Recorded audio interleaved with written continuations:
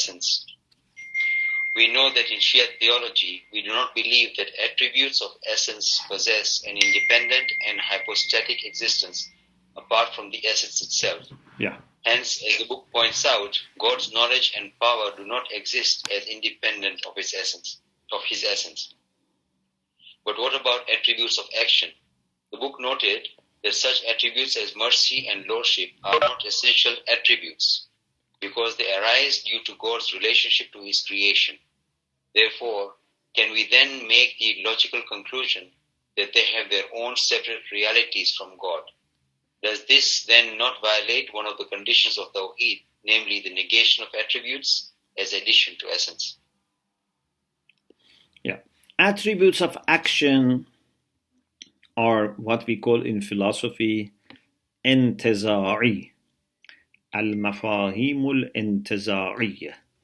These are concepts which are abstracted from a relation between Allah subhanahu wa ta'ala and some of his creatures.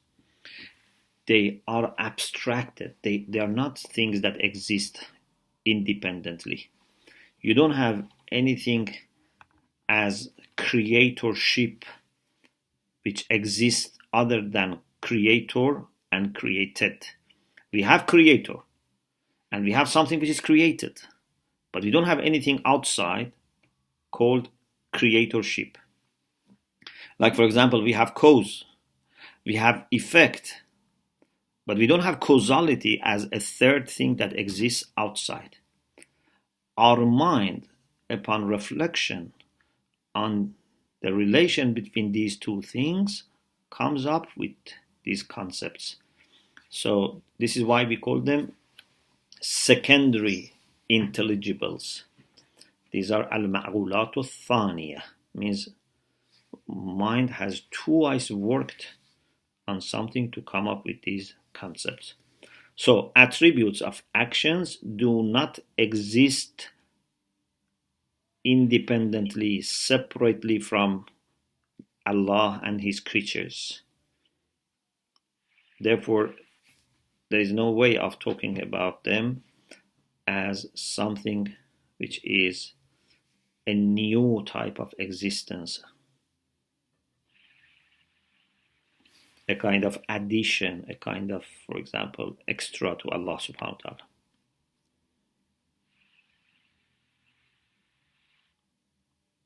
Thank you very much, Sheikh. You're welcome. I'll go on to question number 2. Yeah. Again, theological instructions. Yes. The title is, Why did God create man? How can you respond to a person who goes in difficult life and deviates from truth, then says, I wish if I was not created, or if I was an animal and never came to life to be tested and then failed? There are two parts to this. Is it really that non-existence is better than coming to life and having the choice to follow the truth and know God and then fail in that? Or that being an animal is better than coming to life as human, then fail the test? Second part of the question, what is the purpose of creating man? If God is free from need to be known and free from need to be worshipped, then why has he created man?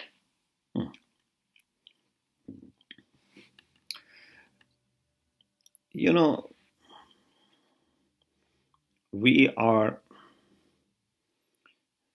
created by Allah subhanahu wa ta'ala not because Allah needed to create, not because he needed us to do something for him, not because he is going to gain anything from this act of creation. He created because for him generosity, graciousness, love are essential. He doesn't need any extra reason for being generous. A very good teacher who loves knowledge, who loves education, and suffers when he knows that there are ignorant people, illiterate people, he doesn't need any extra reason to teach them. He loves knowledge. It's his nature. A very good doctor is not just offering his treatment because of money or because of, I don't know, this is his official task. He loves to help people. He cannot see people who are ill, who suffer, who may lose their life. He wants just to do this. It's his nature. So for Allah subhanahu wa ta'ala, it's his nature, it's his essence, it's his zat to be generous, to give opportunities for perfection to us. And we may sometimes not understand the greatness of this act of generosity that Allah has done. We may take things for granted. We may even sometimes, because we have faced problems, even we may think that I wish I was not there. But we have to know that what we have received as being human beings is much, much greater than what insects have received. I don't think even insects would ever, want to be insects if they were given the opportunity to choose between being an insect or human being. So, what is important is that we are not consulted because we were not there. Our opinion was not thought, was not asked whether you want to be created or not, because we were not there. How could we be asked? But the best has happened to us. We have been all given the best opportunities. If I have not become very good or successful, it's because of me, and partly because of other people, but it's finally me. You can be, despite all the problems and challenges that environment, society, other people create for you, despite illnesses, poverty, you can be the most virtuous person, the best person in humanity, the nearest person to Allah subhanahu wa ta'ala. So we should not let temporary problems stop us enjoying our humanity, enjoying being servants of Allah subhanahu wa ta'ala, enjoying being created by Allah as his representatives on earth. We can be Khalifatullah. So we must appreciate that. Sheikh, while you were giving an answer to that question, I just remembered a lecture that I heard from a Christian theologian. Yes. Who mentioned that it was a thought that he had that before he was born, God asked his soul what he wanted to be when he came to earth. Yes. And he said that he wanted, of all the qualities, he wanted the quality of compassion. And then he said, therefore, God created him in a difficult life in such a way that he developed the qualities of compassion. So God gave him parents who were alcoholics, and he was then left alone and had to go from house to house, living in desperation. Yes. Under different care and so on. Is there anything like that is discussed in our circles? I found it a little odd when he discussed that. I think this is just imaginary. I don't think it really meant it that this has actually happened, but it's a kind of imagination that if you were given such opportunity to choose a quality, and for example you wanted to be compassion, then there is a great chance that this compassion may come through suffering.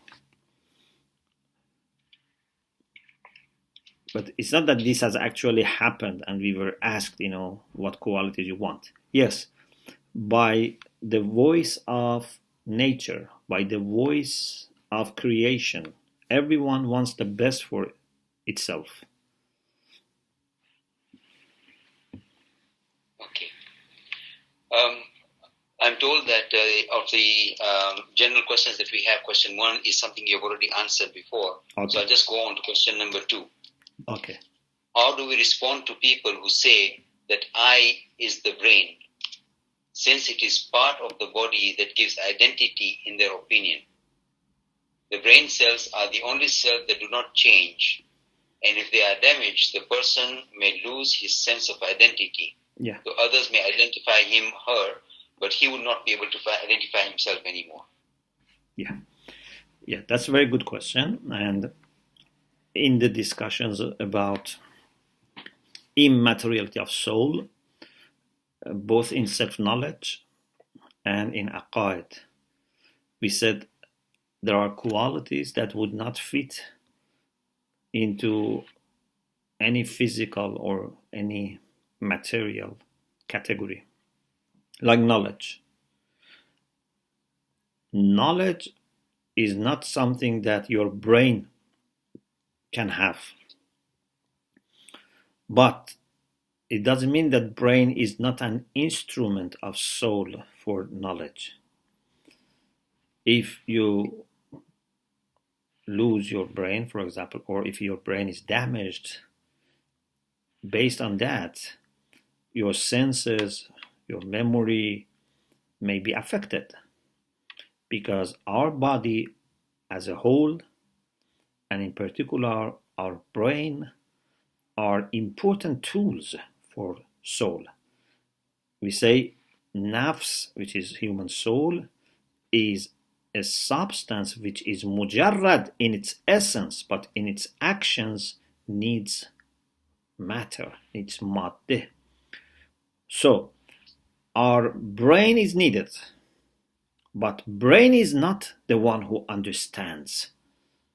Brain has no understanding even of itself or its parts or what is around it. Brain is at the service of soul. There are different arguments that we have in philosophy about this, and some of them we have mentioned in aqaid and self-knowledge. For example, how can you have knowledge of something which is greater than your brain? If it was brain and everything was physical, and knowledge was just a physical, chemical process in brain, how can you know something which is greater than you? Nothing greater can be put into something smaller. We can understand things which are much greater than us. We can understand greatness of mountains. We can understand greatness of sun. We can understand greatness of angels. We can understand greatness of Allah subhanahu wa ta'ala. How can with limited brain you can understand something which is bigger? Also, knowledge, if it was just for brain, was changeable. Sometimes you see people, because of some accident or some drug, some, medicine, maybe they lose their memory, maybe they lose their understanding, but it doesn't mean that their soul has lost everything. Their soul has lost iman, has lost, identity. No. The thing is that this front, our body, our brain is the front for soul. Soul is not visible. It's a mask, it's a front, it's something like elevation in front of the soul. If that is damaged, the connection can be lost, but the soul is there and the knowledge is there.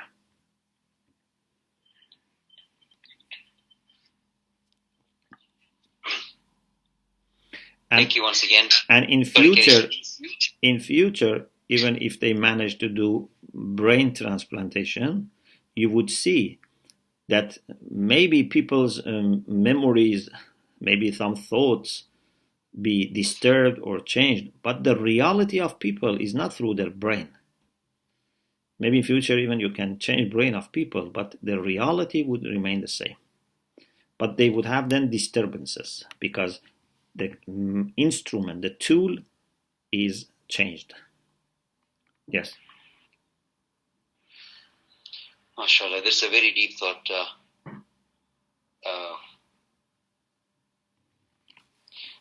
Sheikh, we have completed the questions for the moment. I don't know if there are any further questions anywhere. No. We have some time and we have all our participants, Sheikh.